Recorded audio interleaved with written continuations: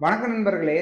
பல நாட்களா, பல வாரங்களா அவர்கள் அமைதியாவே இருந்தாங்கன்னா, திடீர்னு ஒரு மெசேஜ், "ஹாய்" அல்லது "எப்படி இருக்க?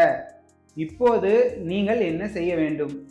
உடனே பழைய மாதிரி பேசலாமா? இல்ல கோபப்படலாமா? இல்ல அவங்களோட மெசேஜ இல்ல அவங்கள இக்னோர் பண்ணலாமா?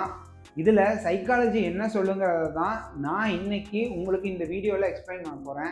நான் உங்களோட மைண்ட் வித் சதீஷ். டெய்லி உங்களுக்கு ஒரு சைக்காலஜிக்கல் ஃபேக்ட்ஸ் சொல்லிகிட்டு இருக்கேன். உங்களுக்கு டெய்லி ஒரு சைக்காலஜிக்கல் ஃபேக்ட்ஸ் வேணும்னா நீங்கள் என்னை லைக் அண்ட் ஃபாலோ பண்ணிட்டு இந்த மாதிரி நடந்தவங்களுக்கு இந்த வீடியோவை ஷேரும் பண்ணிட்டு என்னை அப்படியே சப்ஸ்கிரைப்பும் பண்ணிக்கோங்க. இதில் பார்ட் 1 என்னன்னா, ஒரு சின்ன கதை பற்றி தான் நான் உங்களுக்கு சொல்ல போகிறேன். ஒரு சிறிய கதை. அதை பார்த்தீங்கன்னா, அருணும் மீராவும் ஒரு நல்ல ஃப்ரெண்ட்ஸ். ஒரு நாள் எந்த காரணமும் இல்லாமல் மீரா 15 நாட்கள் அருண்கிட்ட பேசவே இல்லை. அருண் இதனால ரொம்ப வருத்தப்பட்டுட்டான். ஒரு 15 நாள் கழித்து திடீர்னு ஒரு நாள் ஒரு மெசேஜ் வந்தது.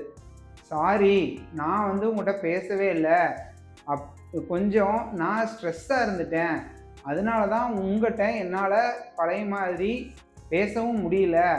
இதில் அவர் ஒரே ஒரு கேள்வி மட்டும்தான் கேட்டார். இனிமேல் இப்படிப்பட்ட சுச்சுவேஷன் வந்துச்சுன்னா என்கிட்ட உன்னால் சொல்ல முடியுமா? அந்த ஒரே ஒரு கன்வர்சேஷன் அவங்களோட ரிலேஷன்ஷிப்பையே இன்னும் ஸ்ட்ராங்காக ஆக்கிருச்சு. இதில் பார்ட் 1 என்னென்னு கேட்டிங்கன்னா, உடனே எமோஷ்னல் ஆகாதீங்க. நீங்கள் அவங்க திரும்பி வந்த உடனே என்ன பண்ணணும்னா, கோபத்தில் பேசவே கூடாது. அதே மாதிரி பழைய விஷயங்கள் எல்லாத்தையும் எடுத்துட்டு அவங்ககிட்ட போய் பேசாதீங்க. முதல்ல அமைதியாக பொறுமையாக நிதானமாக இருங்க. இதில் பார்ட் 2 என்னன்னு கேட்டிங்கன்னா, காரணத்தை ஃபஸ்ட்டு நீங்கள் புரிஞ்சு கொள்ளணும். அவங்க அமைதியாக சொல்கிறத நீங்கள் பொறுமையாக நிதானமாக கேட்கணும். நீங்கள் சைலண்ட் ஆனதுக்கு ஏதாவது காரணம் இருந்ததா அப்படிங்கிற கேட்கிற விதம் ரிலேஷன்ஷிப்பை காப்பாற்றவும் முடியும், அதே விஷயத்தினால அது அழிக்கவும் முடியும். இதுதான் இதில் ரொம்ப முக்கியம். இதில் பார்ட் என்னன்னு கேட்டிங்கன்னா, மன்னிப்பு அப்படிங்கிறது வேறு. அதாவது மன்னிப்புங்கிறது வேறு, அதை மறக்கிறது தான் ஒரு பெரிய விஷயம். நீங்கள் மறந்துட்டு வேற மனிதராக மாறிடலாம். அப்புறம் ஆனால் அதே மாதிரி பிஹேவியரை மீண்டும் மீண்டும் நீங்கள் கண்டினியூவும் பண்ணக்கூடாது. அதே மாதிரி மீண்டும் மீண்டும் நடக்கிறதா அப்படிங்கிறத நீங்கள் கவனிக்க வேண்டும்.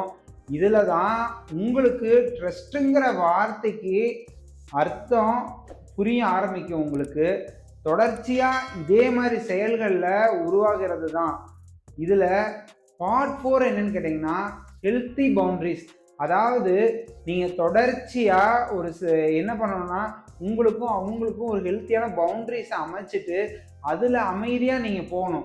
இனிமேல் பிஸியாக இருந்தாலும் ஒரே ஒரு மெசேஜில் நீங்கள் சொல்லிடுங்க, நான் அதை புரிஞ்சுக்கிறேன்.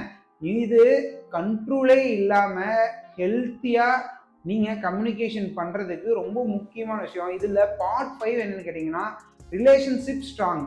அதாவது ரிலேஷன்ஷிப் ஸ்ட்ராங் ஆகுமா? ஆம், 2 பேரும் இதில் ஒரே மாதிரி நீங்கள் பேசினா மட்டும்தான்.